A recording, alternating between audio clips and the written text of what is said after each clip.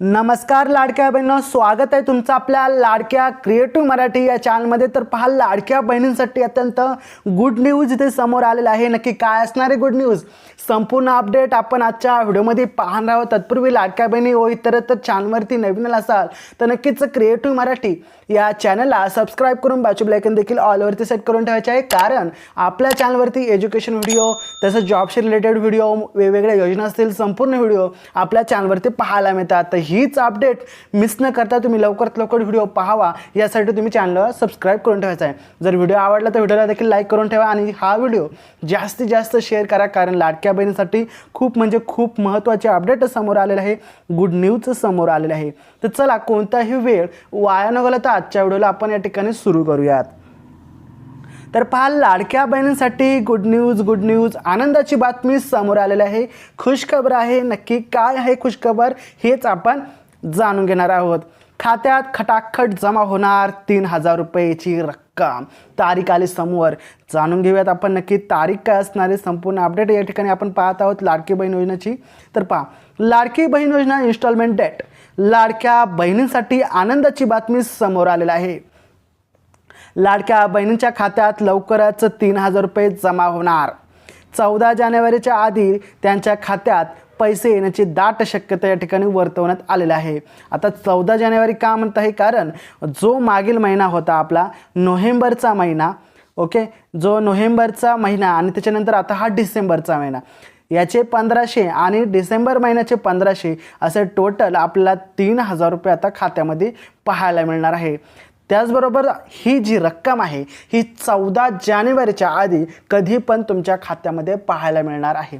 तर खूप महत्त्वाचे अपडेट आहे। तर पहा पुढे, महाराष्ट्रातील लाडकी बहिणींसाठी आनंदाची बातमी ही महत्त्वाची आहे आणि ही आनंदाची बातमी कशी वाटते कॉमेंटमध्ये सांगायला विसरू नका आणि तुम्ही कुठून हा व्हिडिओ पाहता ते देखील सांगा, जेणेकरून मला देखील समजेल।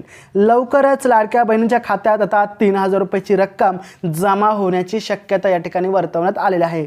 आचारसंहितेच्या कालावधीत माझी मुख्यमंत्री माझी लाडकी बहीण योजनेचा हप्ता वितरित करण्याच्या काही हालचाली सुरू झालेल्या आहेत। म्हणजे लाडकी बहीण योजनेचा जो फंड होता, जी रक्कम होती त्याचा जो आता GR देखील आलेला आहे आणि GR आल्यामुळे आता लाडकी बहीण योजनेचा जो वितरितचा कार्यक्रम आहे आता तो वितरित करण्याचा सुरुवात होणार आहे आणि झालेली देखील आहे।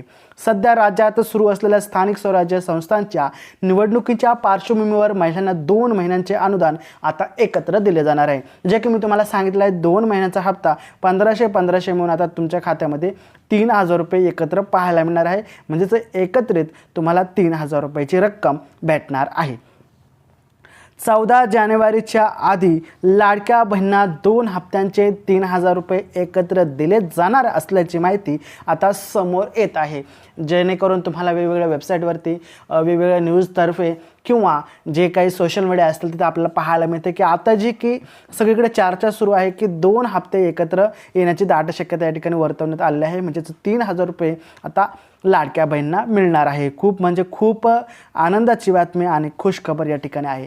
दरम्यान राज्य सरकारने या योजनेतील सुमारे 2,42,00,000 लाभार्थ्यांना अनिवार्य केलेली KYC केवळ 1,60,00,000 महिलांनी केल्याची माहिती बाल विकास विभागातील अधिकाऱ्यांना दिलेली आहे।